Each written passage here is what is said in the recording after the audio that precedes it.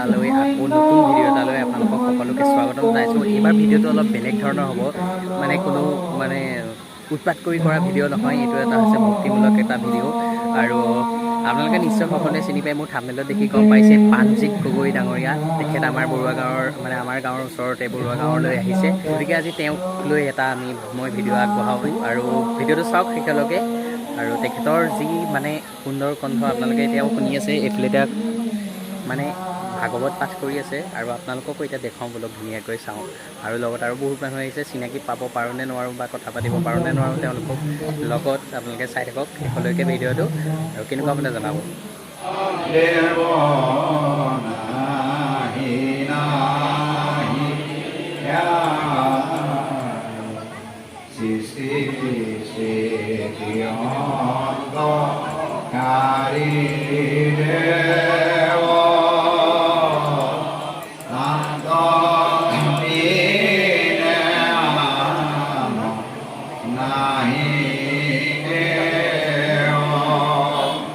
আপোনালোকক সকলোৱে চিনাকি অভিত সন্দিকৈ ডাঙৰীয়া আজি মোৰ লগত আছে।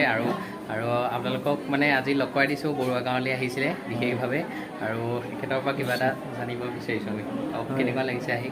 এনে খুব সুন্দৰ, ইয়াৰ পৰিৱেশটো খুব সুন্দৰ দেখিছোঁ।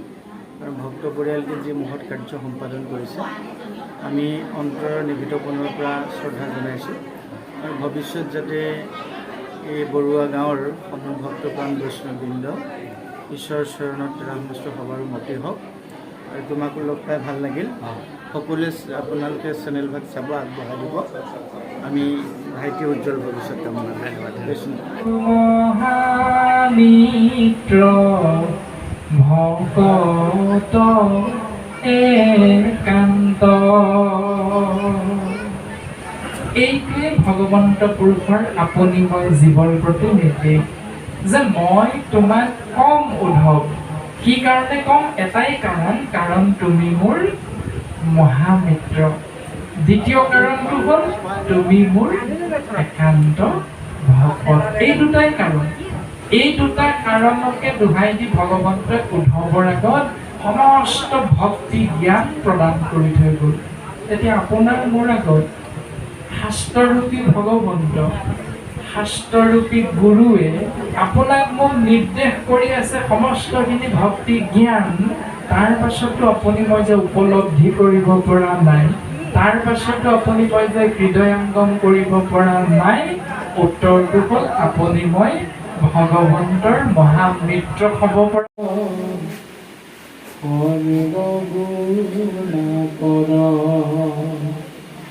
জাতিৰি নাহি কেও পাম,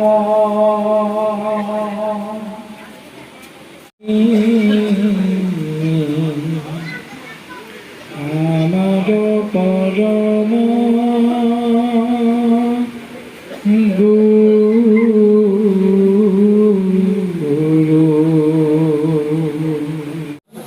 পুথি নাম আছিলে, আপোনালোকক দেখাইছিলোঁৱে পুথি কেনেকৈ আদৰিছিলে বা কি কথা, সকলোখিনি প্ৰায়খিনি আপোনালোকক দেখুৱালোঁ। আৰু এতিয়া খনিকৰ পুথিৰ পাঠদান কৰি আছে আৰু তেখেতে ব্যাখ্যা কৰিব, আৰু আপোনালোকে সেইখিনি চাই থাকক। আপোনাক দেখাম, যিমানখিনি পাৰোঁ দেখুৱাব, আপোনালোকে চাই যাওক। কৰে নামৰ শ্ৰৱণ, কৃষ্ণৰো কৰে কীৰ্তন। এই দুই মহাভক্তি আচৰণ কৰিলে, আশ্ৰয় কৰিলে, সেই জীৱাত্মাৰ হৃদি পদ্মত ভগৱন্ত ঈশ্বৰ পুৰুষ নাৰায়ণ প্ৰৱেশ হৈ যায় আৰু প্ৰকাশমান হৈ থাকে বুলি এটা সিদ্ধান্ত দিয়ে। আৰু যেতিয়াই শৰীৰৰূপী ভগৱন্ত হৃদয় পদ্মত প্ৰৱেশ হ'ব, প্ৰকাশমান হ'ব, তেতিয়া আমি সমস্তজনে কম বেছি পৰিমাণে কলিত শৰীৰৰ নামে সেই গতি ঘোষণাৰ জৰিয়তে বুজিব পাৰোঁ, হে ৰাম ও হৰি যাৰ হৃদয়ৰ মাজে, ও কি কৰিব পাৰে বান্ধু কলি মহাৰাজে, কলি মহাৰাজে। হৰিজাৰ হৃদয়ৰ মাজে কি কৰিব পাৰে বান্ধৈ কলি মহাৰাজে।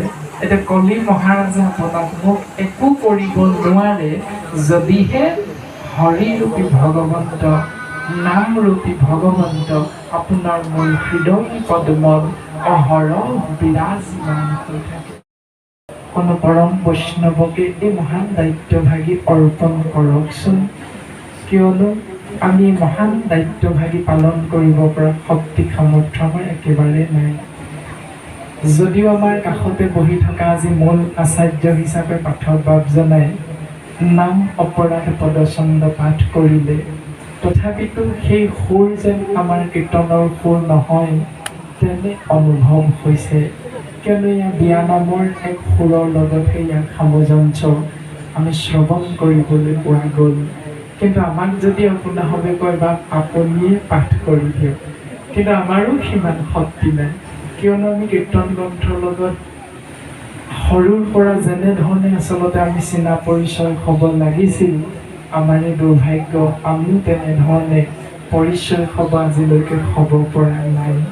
সেইকাৰণেহে আপোনাভাৱে অৰ্পণ কৰা মহান দায়িত্বভাগী পালন কৰিবলৈ যাওঁতে কায় বাক্য মন অহমভাৱে যি অপৰাধ ৰৈ যাব, আপোনাৰ মহামহন্তে আমাক ক্ষমা দিব। কাৰণ গুৰুজনাৰে সিদ্ধান্ত যে মহন্তৰ ক্ষমাহে ভূষণ।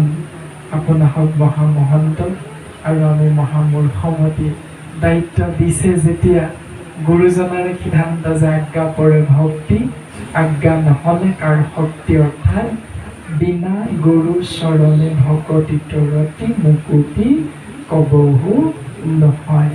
আপোনাভাৱেই আমাৰ গুৰুতুল্য, আপোনাভাৱেই আমাৰ পিতৃতুল্য। গতিকে আপোনাভাৱে যেতিয়া আমাক এই মহান দায়িত্বভাগী পালনৰ বাবে আগবঢ়াই দিছে, গতিকে আপোনাভাৱৰ আজ্ঞাবাহী ভৃত্যস্বৰূপে আমি মহামূৰ্খমতীয়ে আপোনাভাৱৰ আদেশ আজ্ঞা আশীৰ্বাদ হিচাপে শিৰোগত কৰি আপোনাভাৱে নিৰ্দিষ্ট কৰি দিয়া এই আসন ভাগত মাথোন উপবিষ্ট হোৱা হৈছে। যি ভুল ক্ৰুটি ৰৈ যাব আপোনাভাৱে আমাক ক্ষমা কৰিব। আপোনাভাৱ সৰ্বজানন্তা, আপোনাভাৱ বিজ্ঞ, আমাৰ কাষতে আমাৰ গুৰুতুল্য শ্ৰদ্ধাৰ সন্দিকৈ বাপজনা উপবিষ্ট হৈ আছে। তেৰাইও আপোনাভাৱৰ অগ্ৰত সুন্দৰভাৱে কীৰ্তন গ্ৰন্থ পাঠ কৰিব আৰু মাজে মাজে সেই পাঠৰ পদচন্দ ভাঙনি আপোনাভাৱৰ অগ্ৰত প্ৰকাশ কৰিব। আমি আপোনাভাৱৰ আজ্ঞা শিৰোগত কৰি মাথোন দায়িত্ব পালনৰ বাবে আগবঢ়া